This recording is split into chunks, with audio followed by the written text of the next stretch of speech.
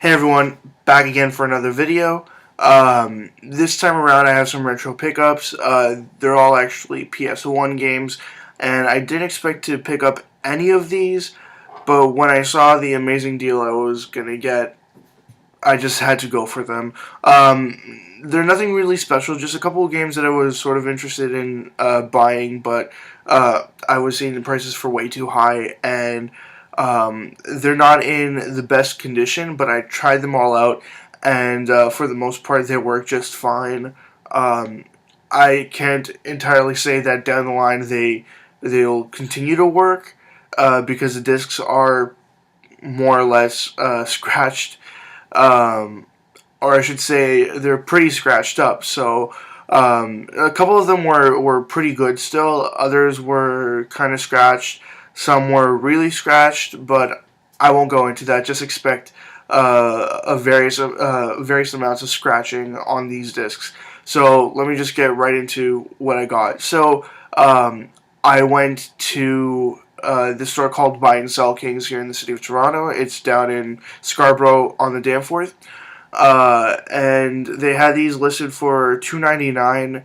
I asked if I buy, since I was looking at 10 games, I said, could you do $2 a piece? They said, sure. So I went ahead and picked up these 10 games. They had other ones too, but the other ones were just terrible and in even worse condition. So again, this is what I got. And some of them are missing either manuals or back art or something. So first here is The Unholy War. And this one is just a disc and manual in a weird rental case. Next is Advanced Dungeons and Dragons Iron and Blood, just disc and manual. And surprisingly, this is a fighting game. I had no idea there was a Dungeons and Dragons fighting game, but it sucks. So do not get it unless it's dirt cheap and you like playing bad fighting games. Another fighting game, because there were tons of them in this collection, Killing Zone. Never heard of it, and the controls were kind of bad. It seemed like it was a very very early version of something along the lines of Soul Calibur. Next is a Mortal Kombat game I didn't have. This is Mortal Kombat Mythology Sub-Zero. It has the back art but no manual. And I had no idea that this was a sort of side-scrolling beat-em-up or brawler. It was an interesting game to play, but I couldn't get a hang of the controls right off the bat. Next is a game that I actually disliked the first one, but I played one of the shittiest versions ever for the 3DS. But I saw the sequel cheap enough, and it's actually a 5-disc game. It is Riven. It's the sequel to Myst. Actually, I think the full name for this game is Riven, the sequel to Myst. I only played a few minutes of it. I have no idea where the hell I'm going.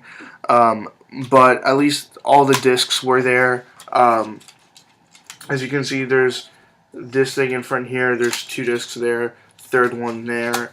And then another 2 there. So I don't know why this game needed 5 discs, but all 5 of them are there.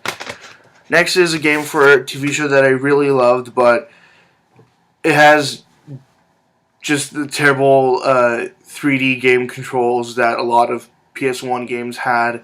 It's a Reboot. Love the TV show. The game, it's fine. It's made by Electronic Arts and Mainframe Entertainment.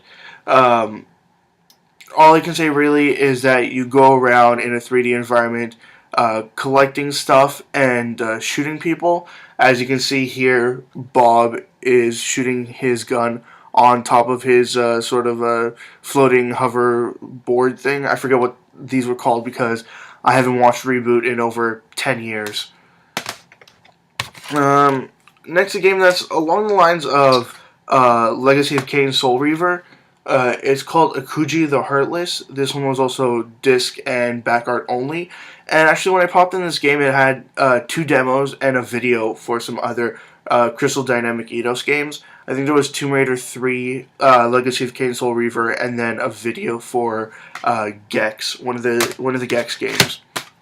This game was actually complete here, but it's a little difficult for me. But it's easy enough to control. It's called Nectaris Military Madness. It's sort of a war kind of game like Risk, where you just basically move your armies into different positions on the board, and you can have them either attack or do other stuff like that. And I stopped playing it. The attack sequences are pretty much you just attack and then you just sit back and watch, which I don't really like. In this game here, I had no idea what I was doing. I might just need to read through the manual and watch a couple of videos online to sort of figure it out more. But it's a game called Swagman.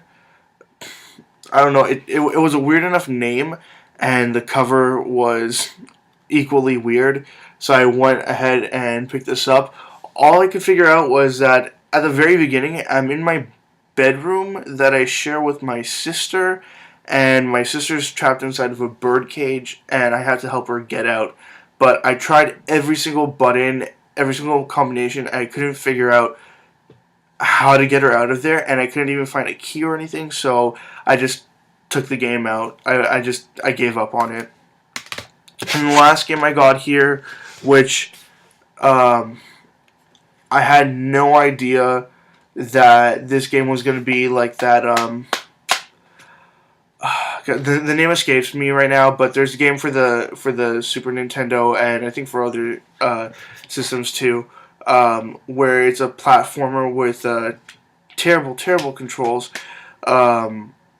where you have to pretty much stand on the edges of platforms to then drop down, because if you fall and you fall too far, you can die. Anyways, this is a terrible description of this game because I'm just not doing a good job of it. Anyways, the game I got is Oddworld Abe's Exodus. Yeah, I'm having a hard time controlling this, but at least I should be able to figure it out eventually. It seems like once you really get into this game, you'll be able to really control it much more easily. And it had both the discs, both disc 2 and disc 1 there, but it did not have the manual in there. Anyways, like I said, I got all 10 of those games for $20. I was happy to pick those up for that price. They all work. The only real problem I had was getting Nectaris to work. For some reason, Nectaris Military Madness would not play on any of my PS2s, but then when I put it into my PS1, it played just fine. And I don't think it was an issue of the disc being too scratched, because that one actually had almost no scratches on it, and the few scratches that were on it were very light scratches. But yeah, that's all I got. As always, leave comments in the comment section below. Anything you'd like to say, comments, questions, suggestions, ideas. Let me know if I've been rambling too much lately, and I'll try to work on that. Check out my Facebook, my Twitter, my website. All the information is in the description below. And that's it. See ya.